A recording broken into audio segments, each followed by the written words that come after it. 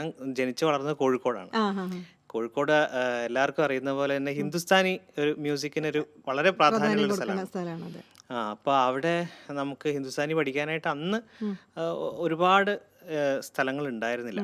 അപ്പോൾ അച്ഛനും കൂടുതൽ ഇഷ്ടം ഞങ്ങൾ കേൾപ്പിച്ചതൊക്കെ ഹിന്ദുസ്ഥാനി മ്യൂസിക് ആണ് കൂടുതൽ. അത് ശരിയാ. ഗസൽസും അതേപോലെ അങ്ങനെ കച്ചേരികളും അച്ഛൻ ഇങ്ങനെ ഓരോന്നും കളക്ട് ചെയ്ത് കൊണ്ടുവരുമായിരുന്നു.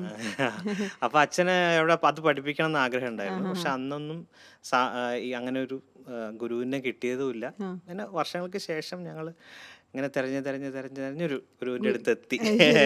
അപ്പൊ അദ്ദേഹം പക്ഷേ വോക്കലിസ്റ്റ് അല്ല, അദ്ദേഹം ഒരു ഹാർമോണിയം പ്ലെയർ ആയിരുന്നു. ഹിന്ദുസ്ഥാനിയാണോ പഠിച്ചത്? ഹിന്ദുസ്ഥാനി അല്ല, ആദ്യം പഠിച്ചത് കർണാട്ടിക്കാണ്, ബേസ് എല്ലാം കർണാട്ടിക്കാണ്.